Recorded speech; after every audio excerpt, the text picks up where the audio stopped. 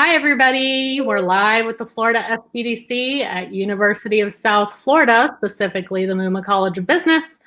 We're going to wait just a minute here and give people a chance to join us because there's about a 2-minute delay. So say hi to Selma in the meantime. Say hi, Selma. Hi, everybody. If you are joining us for the first time, thanks for joining. Click the link in the broadcast to allow StreamYard to post your name so you can comment and ask questions. Otherwise, it will not show us who we're talking to. Be sure to like, comment, share, or start a watch party with your friends. Florida SBDC at USF is a no-cost consulting, low-cost training, and information organization for small businesses. We help businesses in the 10-county area in a variety of areas. And today we're going to be talking about exporting specifically and international trade. We're joined today by Selma Canas, CGBP. She's a certified global business professional and an international trade specialist with the Florida SBDC at USF. So Selma, tell us a little bit about what you do for businesses. Well, thanks for having me on. This is different.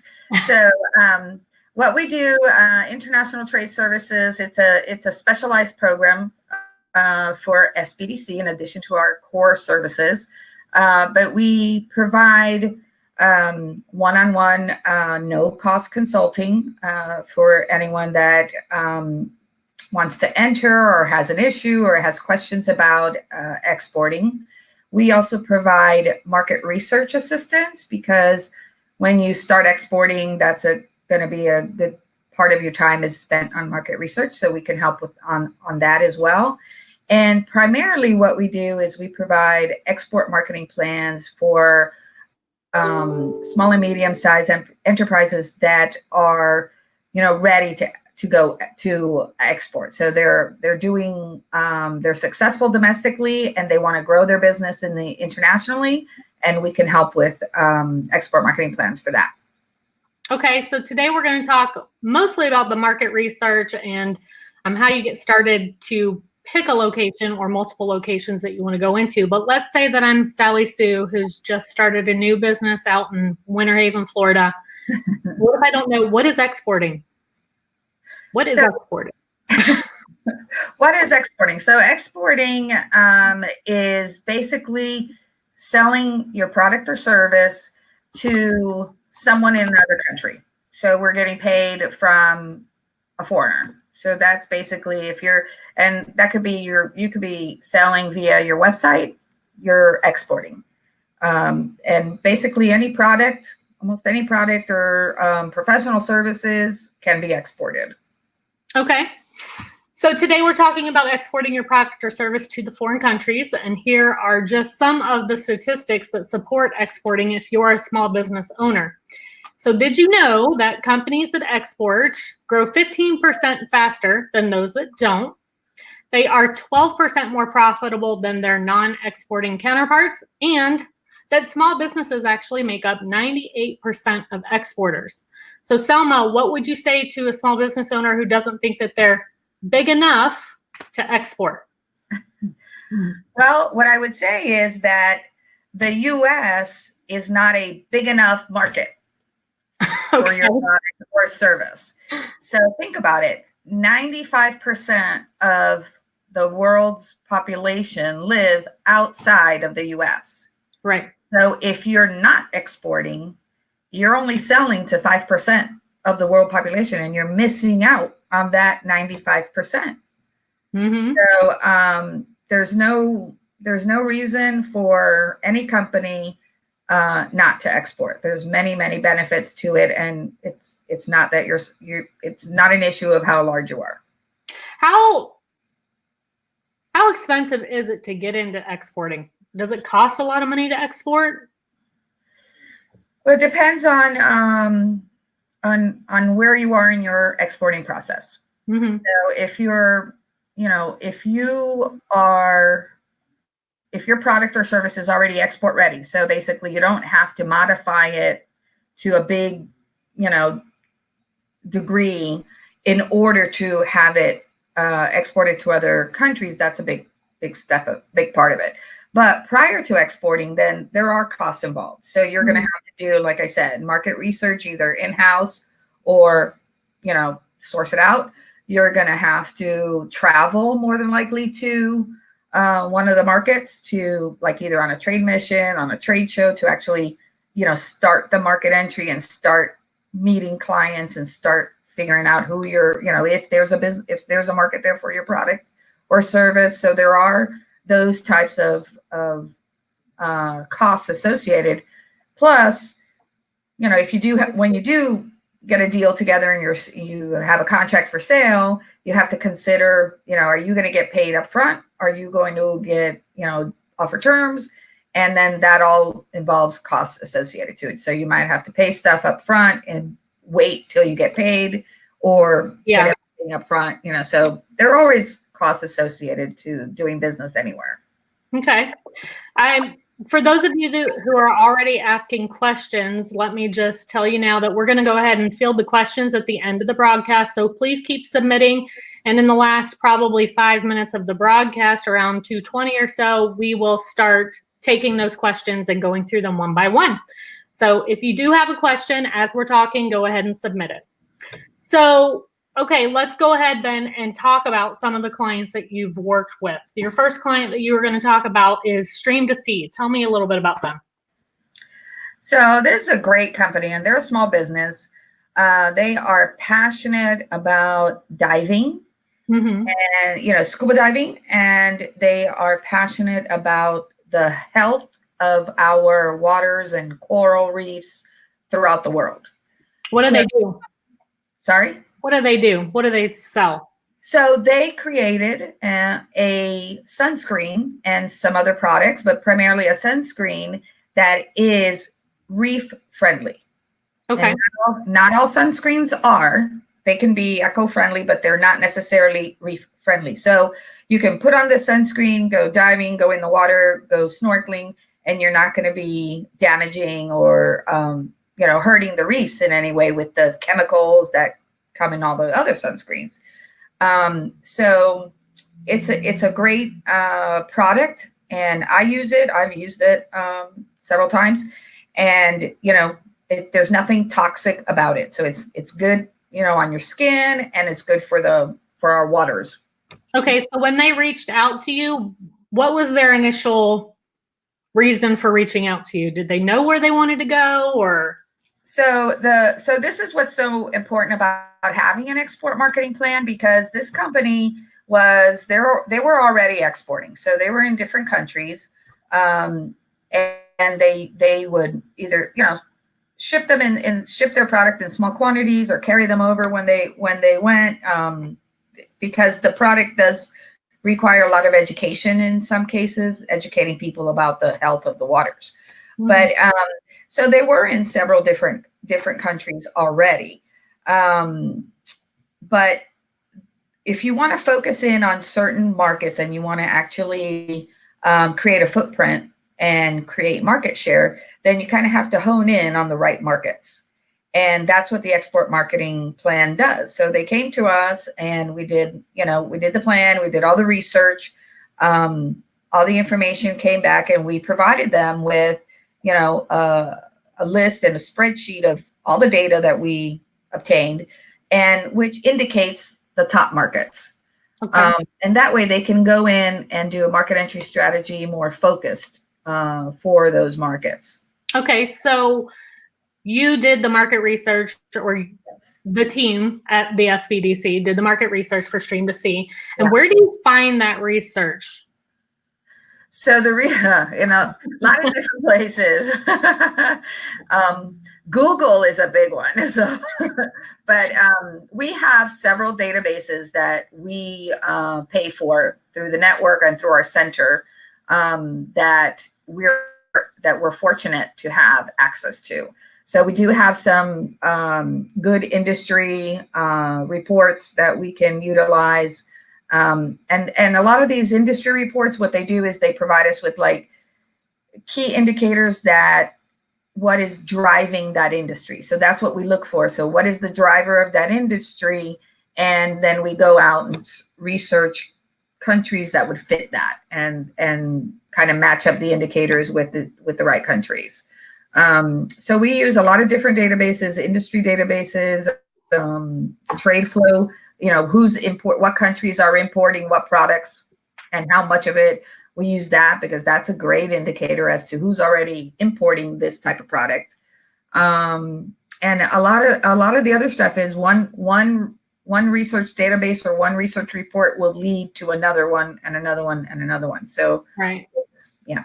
So essentially when you're doing export marketing plans, you're looking specifically for the key indicators for whatever industry it is that client's in. Yes, it's very customized. And then you find the countries that fit those key indicators. Right. Right? Okay. Yeah. Okay. So did you find anything surprising for Stream to See? So yes, there was one very surprising thing because for sunscreen, there are regulations involved. So just like, here we have the FDA, well, in other countries, they have the same type of regulations. So we'd have to see. So for example, Australia is a big market for sunscreen. Mm-hmm. And of course, coral reefs there. But it's very expensive to get in there because of the regulations. So it takes a long time and it's expensive to get the regulations done. And you actually need like a partner there to do it for you. Whereas we were able to identify Japan as a top market that was in nobody's radar that had a lot of potential and the regulations were almost nothing. So it was going to be a much easier market entry strategy for that and less expensive to go that route. And what made Japan a good market for a product like that? It's just all the different indicators that pointed to it. It was the type of culture. There's a lot of coral reefs and friendly places over there. They're very eco-friendly people. I mean, just a lot of different things that pointed in that direction. Okay. And then do you help clients? What happens after you give them the export marketing plan? So you do this research, which I would assume takes a while, right? Yeah. What's the average amount of time you spend on doing the research? It's average. We spend about 100 hours doing this report. Okay. And then after it gets delivered to the client, what happens for the client?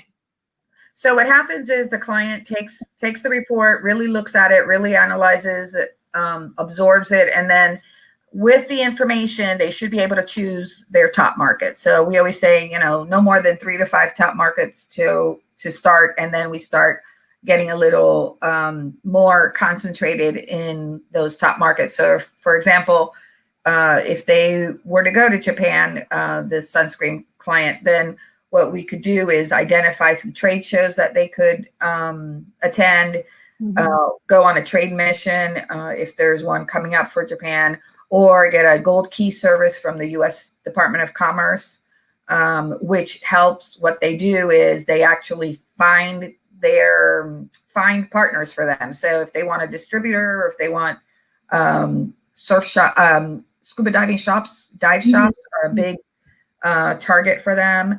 So the U.S. Department of Commerce in Japan would actually find those people, set up appointments, and vet them.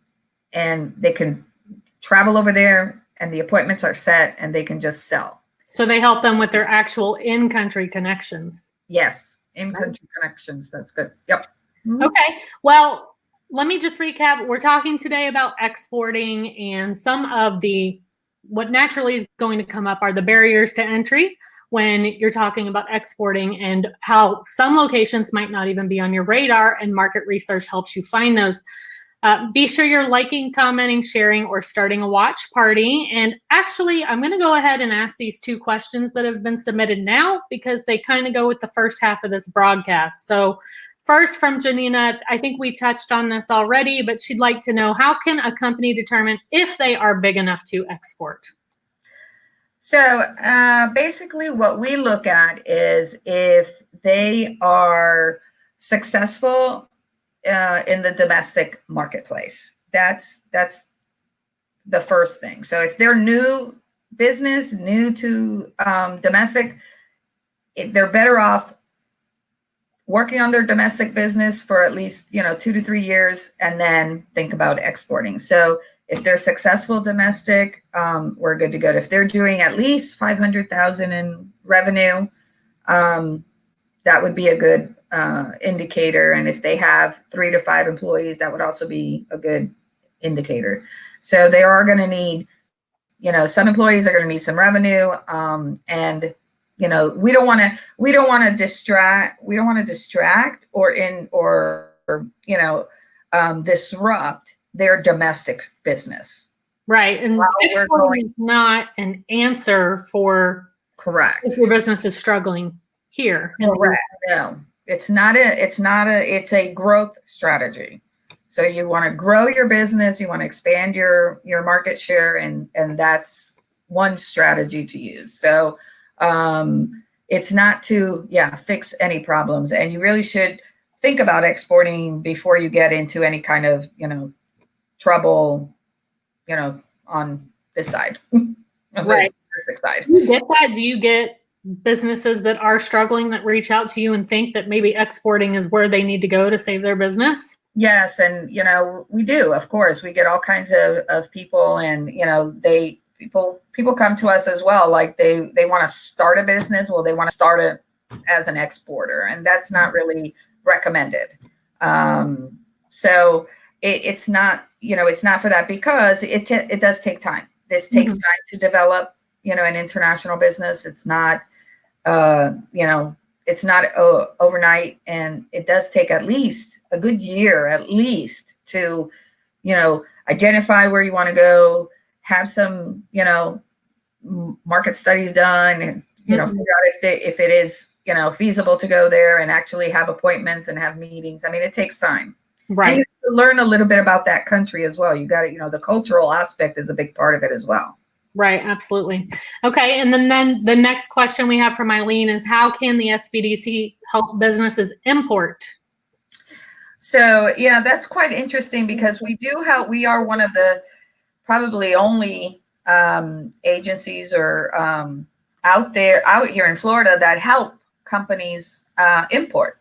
So there's no initiative or assistance from any of the Florida, like Enterprise Florida or U.S. Department of Commerce that assist importers. So we can help them in a lot of the same ways. We can do a lot of market research for them. We can help them identify suppliers for products, because if you're importing, then you basically want to cut your cost of goods down, and you want to import from different suppliers. So we can do the same type of market research, but on the importing side of it, and help them determine, what they need to know, on the supplier side, and then what they need to know to import products, because it is a little bit different than exporting. Okay. All right. So we're going to move on to, you had another client you wanted to talk about today. So let's go ahead and talk about Boyd Industries. Tell me what they do. So Boyd Industries is, they manufacture furniture and side units, like for dentists. So those dentist chairs and the side units for all of their equipment for dentists. So it's a very interesting business as well. The side units, you mean all the tools that we love so dearly? Yeah, all the equipment that we just love. So all the equipment, but they do the furniture aspect of it. Okay, so why did they reach out to the SBDC? So again, they wanted to grow they're very successful domestically, and they wanted to start exporting and grow into other markets as well, because they do have a quality product. And the thing is that it's a higher priced unit. So we're looking at, it's not an inexpensive product. So you have to take that into consideration when you're looking at markets for that type of property. So their units are for like luxury dental offices? Not necessarily luxury dental, but it's a higher price point than, typical, consumer products. So okay, so tell me what your market research found, because when I think about a dental chair, I don't think about exporting a dental chair. yeah, so yeah, but you have to think. Okay, so the one thing that came out of our research was that medical tourism. So medical tourism is big right now too. I'm sure people have heard about that, where you travel to another country to get something done to yourself. So either dentistry is one of the top sectors for medical tourism, but also like cosmetic surgery. It pretty much probably started with cosmetic surgery, and then it moved on, and you can basically do anything anywhere. So if you need any kind of surgery or any kind of, medical procedure, if it's too expensive in the US, which for the most part it is, you can seek that medical treatment in another country. So we found specifically that Costa Rica was like one of the top markets for dentistry, for medical tourism. So a lot of people just travel there, and that's going to be a higher price point too, because if you're going to travel to another country to get your teeth done, I mean, you're not going to go to an expensive place. Yeah, see, this is fascinating to me, because I knew that plastic surgery in other countries was a big thing, but I'd never heard of dental work in other countries until we started chatting about this. So was the client surprised to find Costa Rica on the list? Yeah, they were not thinking that either. I mean, they didn't know, they really didn't have any like expectations, or they didn't have a countries in mind or anything. But typically most people think of, European country, that kind of stuff. They look at Europe or Canada, type. Mexico is always a big, marketplace for almost anything. But yeah, Costa Rica was a surprise too. Okay. And how's that client, how'd it work out? What are they up to now? They are working on their market entry procedures. They are working on attending. It's a little bit different for them because they can't just take their products with them like a trade show. So they're working on gold keys and setting up appointments with certain, dentist office over there, and also doing some research on distributors. So there's also distributors is also like one of the main partners that companies look for, because the distributor is actually in country, and they're the ones that have all the customers, and they sell a lot of, this type of medical equipment that's usually done with a distributor. So how will that work for Boyd? Are they, because obviously a chair is pretty big, a dental chair. Are they going to have to look to have them manufactured elsewhere also, or are they just going to ship to distributors? No, they can ship. Yeah, that's not a problem, because we could, ship container loads, by ocean. I mean, we're not talking air freight here, but yeah. So yeah, you definitely can. You don't have to manufacture in another country. That's a whole other business strategy in itself, and that is usually done like when a company is already established with the export business. So they've already established a good market in that country, and they have buyers, and they have business, and they have regular shipments. Then a little bit further down the road, they can think about manufacturing in a country if it's warranted. Okay. But it wouldn't be like a first thing to do. Right. Yeah. So let me ask, we've talked about some barriers to entry. What's another common barrier to entry that you see when you do research for clients? Tariffs. That's a big barrier, because that's gonna make a difference in what your price, your sales price will be, because you have to incorporate that in. So you need to know what the tariff will be for your product, and depending on how much that tariff is, and you have to add it to your, to your selling price, then you got to see if you're still competitive with the local market. So because you have to be, why would a customer, other than made in the USA, which is huge, people will pay more for USA brands because of the quality. So, but how much more are they willing to pay with these higher tariff markets? And one example of that is Brazil. Brazil is a tough market because of their tariff and all their duties. They have a lot of different taxes and duties. So a company has to be big enough and very established to be able to be competitive in Brazil. Okay, so in layman's terms, tariffs and duties are the extra prices that companies are going to pay for putting their product in that country? Yeah. Correct? Okay. I just want to make sure. Yeah. So you have your shipping costs, you have your packaging costs, you have your insurance, all of those things. And whatever your margins are, and then tariffs. So that's why it's also good to, if you're starting out, work with a country that we have a free trade agreement with. So you're typically paying 0 tariffs. Okay, which brought me to my next question. Tariffs are different depending on the country you're going into. Okay. Yes. Yeah. So tariffs are different depending on the country. It's the same product code, let's say, and different countries charge different things. Okay. And then I've got another question here, a follow-up from Janina. It's, how can a service provider company evaluate if exporting is applicable or an option for them if you're doing services? If you're doing, a service provider. It's okay. So it's the same thing. If you're a professional service provider, so let's say architecture or engineer, those types of services is typical exporting services. So it's like anything else. The only difference is that we don't have trade flow data, because that doesn't, there's no trade flow, like who's importing what service. So we have to look at other types of indicators and reports. But it's like anything else. So there's a lot of,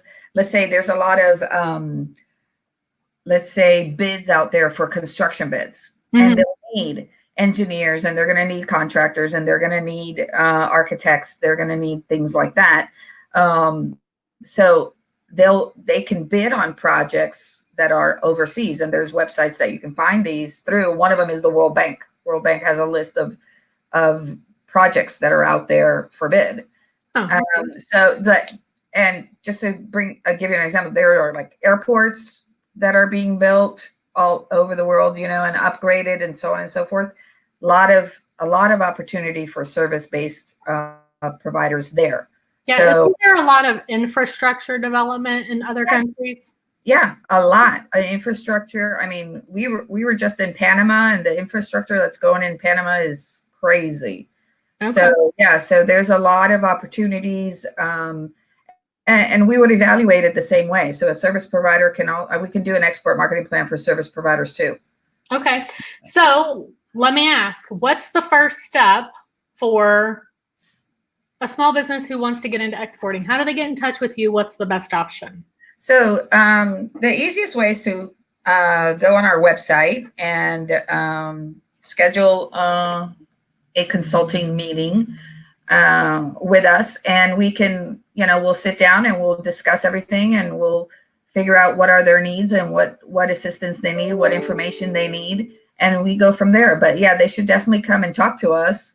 And then we can start figuring out an action plan of what we need to do. So if it's market research, or if it's an export marketing plan, or if it's bringing in one of our resource partners, like the U.S. Department of Commerce, or one of our, trade mission partners, we can certainly do that. So it's getting that assistance and getting the initial information that you need, and start learning the language of exporting, and it's a whole other language.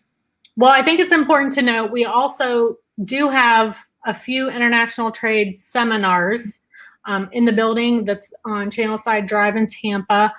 There's a basic international trade seminar that will give you the basics of exporting in the class, right? Right. Okay. Yeah, it's a very basic one. Yeah. Okay. And then it's if you go to the international trade page on the website, and that web address is on your screen right now, right there.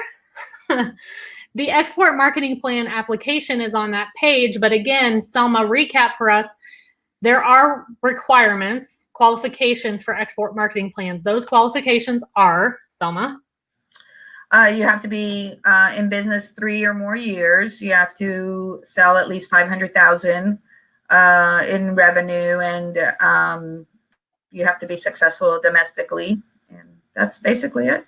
Okay, but it's also important to note that if you don't meet those qualifications, one-on-one consulting is still available, correct? It's still available, and we can still do some market research support, not to the extent of the export marketing plan, but we can certainly provide information. Okay, so today we've been talking about exporting and a little bit about importing. We've been talking all about international trade and how the Florida SBDC at USF can assist in taking your business global. I also want to mention that Selma's not the only international trade specialist in the building. We have 2 others, correct? Yep. Mitch Yep. and Pablo? Yep. They're both certified global business professionals. Both certified global business professionals, and Mitch is actually based over at USF Connect part of the time, and then in the Channelside Tampa office as well. If you'd like to meet with an international trade specialist, go to this web address right here, sbdctampabay.com/schedule-consultant. You just fill out the information. It's all confidential. We're not allowed to share your information with anybody unless you sign a release for us. And once you get successful, we start sharing your success stories with your permission. Selma, do you have anything you'd like to add before we close this out today? No, just it may seem very overwhelming, but there's a lot of people and a lot of agencies that are here to help. And so if you're interested in growing your business internationally, don't be afraid and reach out to us. And there's a lot of help out there for you.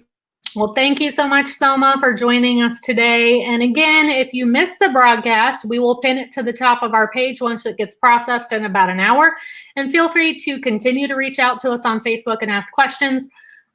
It'll be me responding in the background. So I'm Casey, the Marketing and Communications Officer, and this is Selma, the Certified Global Business Professional. Thank you so much, Selma. Thank you. Bye. Bye-bye.